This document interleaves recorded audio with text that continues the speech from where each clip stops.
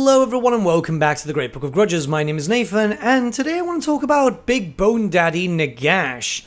Yeah, it's something that I've been thinking about lately, especially as I was thinking about yesterday's video with the whole unused race slots. And let's be honest, Nagash does deserve his own race slot just to make him very, very unique. Like I said, very much similar to how Daniel is with Demons Undivided. So let's not waste any more time, jump right in, because I think there's a lot to discuss. So while Nagash hasn't really been confirmed, he's been hinted enough throughout the series that we're pretty much expecting him. It's very likely he could even be the 100th Legendary Lord. I mean, he could literally be anyone else, but Nagash has that kind of status, doesn't he? Especially seeing as, well, Warhammer 2 had a lot of hints towards him. His husk can be found in Nagash's Czar. It's just one of these things. And while Nagash is in a weakened state, we shouldn't expect him in his godhood form. That's because even then, he wasn't even a god in Warhammer Fantasy. He got close to it, but that's pretty much it. It's something that could be done in a very interesting way. So Nagash would have to start off in a weakened state. Whether that means that he'll have multiple character models, we'll have to wait and see. But he can't be in his most powerful form at the very beginning, as, well, what we know from lore, given the timeline that we're at too, he's not going to get supercharged. But what he can do is start off weak and get stronger and stronger. It just kind of makes sense for a character like this. And his start position would obviously have to be Nagash's Czar, as that is his central hub, essentially. That's his big base of operations where Dr. Evil tries to do his usual stuff. Likely Ark the Black would also start off as the vassal to him, because that kind of makes sense. And yeah, it's all sounding pretty basic now, doesn't it? Well, this is where things now get a bit more interesting. So in the lore and the tabletop, Nagash had some pretty interesting armies. In the end time scenarios, you'd be able to play as Nagash and have a mix of Tomb Kings and Vampire Counts if you so wished. This is because this was the Legions of Undeath. However, in the lore, he also had access to Vampire Coast. So he had access to 3 different armies, mixed them up as much as he wished, sent them out on different missions. It was by far something that wasn't supposed to be quite balanced, especially mixing up Tomb Kings and Vampire Counts on the tabletop was quite strong, but, you know, it's a fun army and you should be able to do that. So why not do that with Nagash in Total War Warhammer 3, where he's a big name character. The 3 armies in lore are also available in game, so it would be kind of interesting if he had his own faction and it was a mix of everything. Not only that, but you can take inspiration by something that's already available. So if we look towards Daniel, a character which I'm very much not too keen on because he's a player insert, he does have some very interesting mechanics. See, Daniel kind of works as the Demons of Chaos army book, but also has a few mortals. He's essentially the ultimate soup character. Soup is a term from the tabletop where you would mix army books. And he's got access to a mechanic known as glory, right? So you take over a settlement, then you decide where it goes.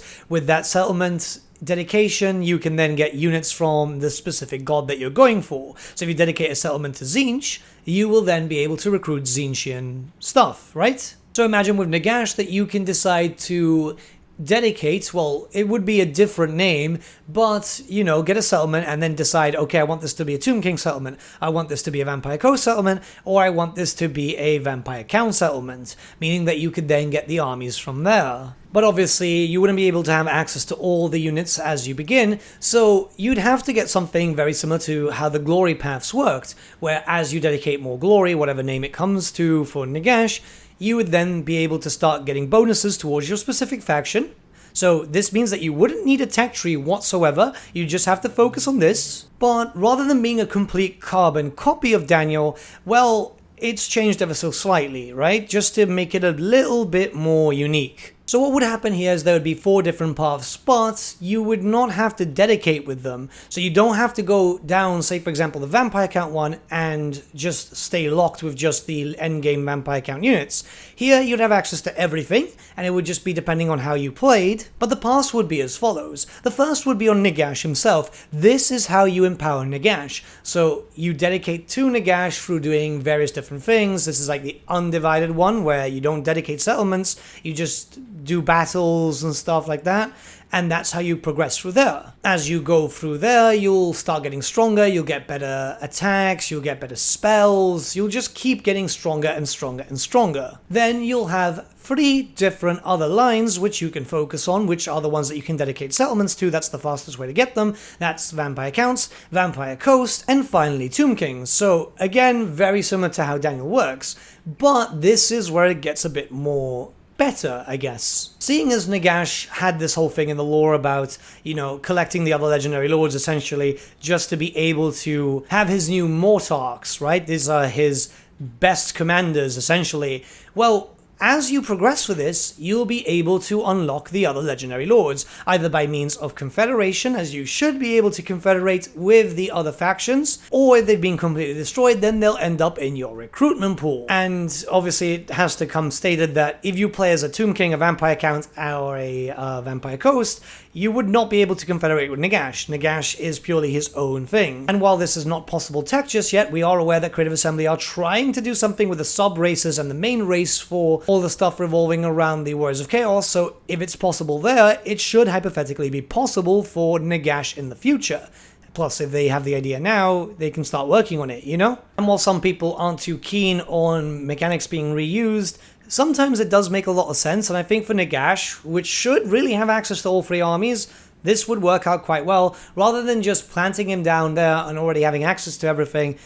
Yeah, make people work for it a little bit, but still in a fun way, which would even bring some replayability. So if you want to play as full Vampire Counts, you can. If you want to play as full Tomb Kings, you can. I've seen people do that on the tabletop with Nagash, just having one or the other. Or if you want to just play Vampire Coast, there you go. Or for the really fun stuff, mix and match, you know? Think about having Mortis engines supporting your War Sphinxes, but then supporting fire coming from Necrofex Colossi.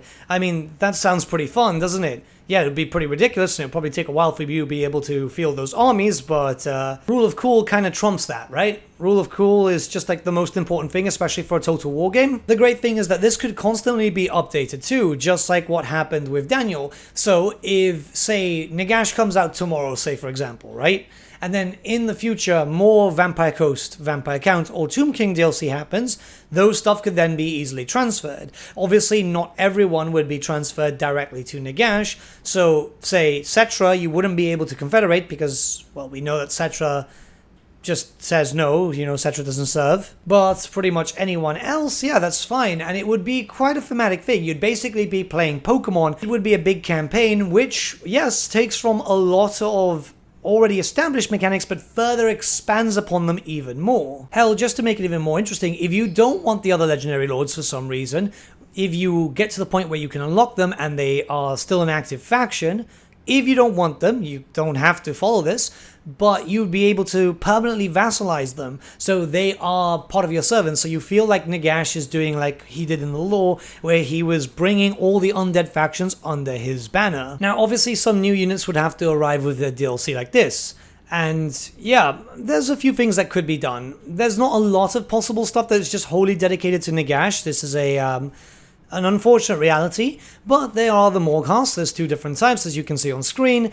Those are big monster type units that are able to move around very, very quickly. They're able to do a lot of damage. The fact is they look freaking cool. It's just 2 variants, but it's better than nothing. And then there's the mount options, essentially, for some of the legendary lords. We know that they all get them, but they were only shown for some legendary lords during the end times, but then again, the end time stuff was just very rushed and very bad. That's all I can say. So it could be quite interesting that if you decide to take on some of the legendary lords, or if you vassalize them, then you'd be able to have the mount options. So if you end up confederating Manfred, or if Manfred becomes your vassal, then he automatically gets it. And to take it a step further, if you're playing as Manfred, if Nagash comes to power and an event happens where he offers you to become a vassal, so you, the player, would become the vassal to Nagash to serve, right? Then you would get access to the mount option too.